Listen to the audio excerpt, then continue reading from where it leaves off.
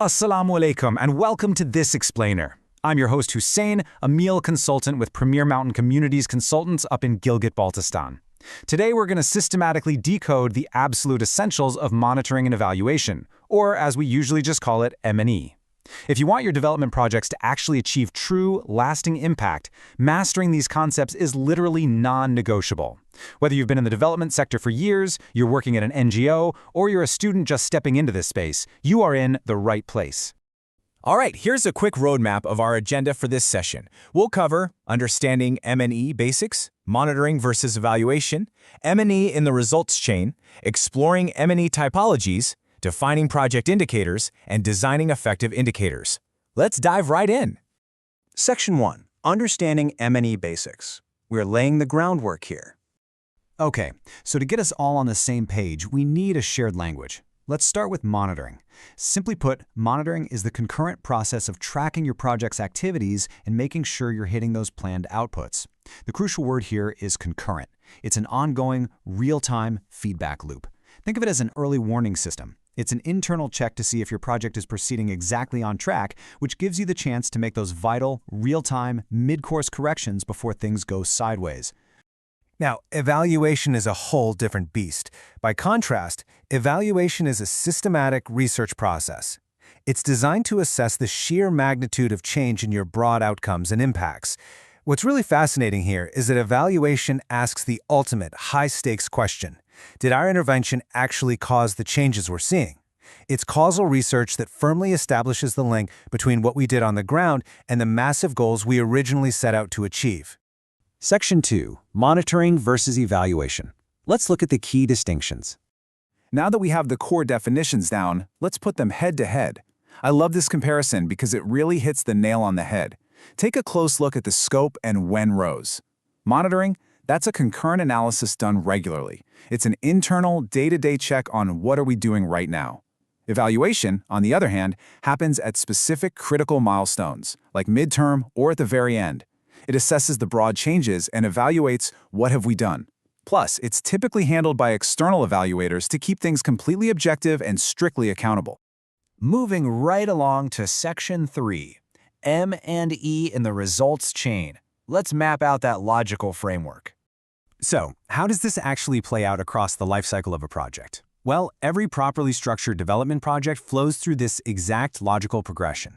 We start with basic inputs, your budget, your staff. Those fuel your activities and processes. The activities generate immediate, tangible outputs. Over time, those outputs snowball into broader outcomes. And ultimately, they drive that long-term, high-level impact. Understanding this chain is literally the foundation of setting up an effective logical framework. Now here's the aha moment. Look at how neatly our M&E functions map directly onto this chain. Monitoring handles the early stages, your inputs, activities, and outputs. It tracks all the daily heavy lifting. Evaluation takes over at the later stages to measure the outcomes and the final impact. It essentially takes a step back and asks, okay, did all those daily activities actually lead to the massive community change we promised? Section 4. Exploring M&E typologies. We'll look at different approaches and timing. With our framework mapped to the results chain, let's look at the actual methodologies we use out in the field. First off, who is doing the checking? Well, internal M&E is performed by the project implementers themselves. It's your own team on the ground verifying their progress. External M&E, conversely, means bringing in outside agencies. You absolutely need this when you want completely independent, objective oversight to avoid any hint of a conflict of interest, especially when you're dealing with major program evaluations. Then we have the community's role. If we actively bring local stakeholders to the table, say forming a village committee to monitor the quality of new water pumps, we're using a participatory approach. It's incredibly empowering. This is a huge shift from traditional, non-participatory M&E, where the monitoring is restricted strictly to project staff and the community members are treated as just passive sources of information. Timing is another giant piece of the puzzle. Depending on how long your project is and what your funders expect, evaluation stages can vary. You might run a concurrent evaluation, which is a regular time series check, maybe every 6 months. If you have a massive multi-year project, a midterm evaluation halfway through is an absolute lifesaver for gauging your trajectory. And of course, there's the post-facto evaluation, done right at the finish line to see if you actually hit your ultimate objectives. All right, Section 5, Defining Project Indicators. These are your signals of success. So, frameworks and typologies are great in theory, but how do we actually measure our progress objectively? That's where indicators come in. Think of an indicator as a vital sign. By definition, it's a standard of measurement or an instrument that captures specific data. We rely on this data to monitor performance, measure our wins, and firmly lock in accountability.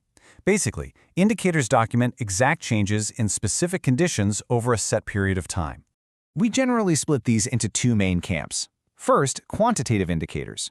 These deal with hard numbers, where actual math applies. Think measuring a farmer's income in rupees or a baby's weight in kilos. On the flip side, qualitative indicators deal with categories or statements. Instead of crunching exact numbers, you might group feedback into high, medium, or low levels of satisfaction, and then look at the frequency of those responses. Now, before you start inventing brand new metrics, you have to run them through this checklist. A great indicator has to be simple to understand, measurable, and highly precise so that everyone reads it the exact same way. It needs to be consistent over time, but maybe most importantly, it has to be sensitive, meaning it actually picks up on tiny shifts, and it must be action-focused. If your indicator doesn't prompt your stakeholders to take corrective action, well, it's not a very good indicator, is it? Finally, Section 6, Designing Effective Indicators. We'll use the SMART and SPICED frameworks. Let's talk about building robust indicators from the ground up using two incredible acronyms. First up, for results-based management dealing with quantitative targets, your indicators always need to be SMART. We're talking specific, measurable, attainable, realistic, and time-bound. Running your metrics through the SMART framework guarantees that your accountability is crystal clear, entirely realistic for your budget, and tied to a strict, non-negotiable timeline. But wait, what if you're dealing with qualitative changes in a highly community-driven project? That's where things get spiced. This acronym ensures your metrics are subjective, participatory, interpreted and communicatable, cross-checked and compared, empowering, and diverse and disaggregated. Actually, applying the spiced lens is a total game changer because it ensures your M&E process empowers the local community and is thoroughly validated by the people who matter most.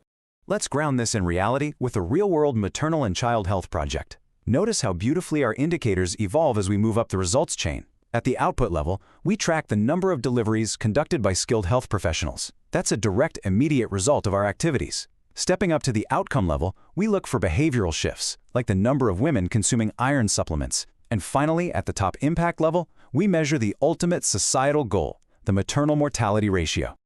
One last absolutely critical point. No indicator is ready for the field until its anatomy is fully mapped out. You need a clear title and definition, the exact data source and frequency of collection, and you must explicitly define the numerator, denominator, and calculation method. Having this precise anatomy means that any stakeholder anywhere on your project is going to calculate and interpret that data the exact same way. No confusion, no gray areas. So this brings us to a final, really provocative question for you to chew on.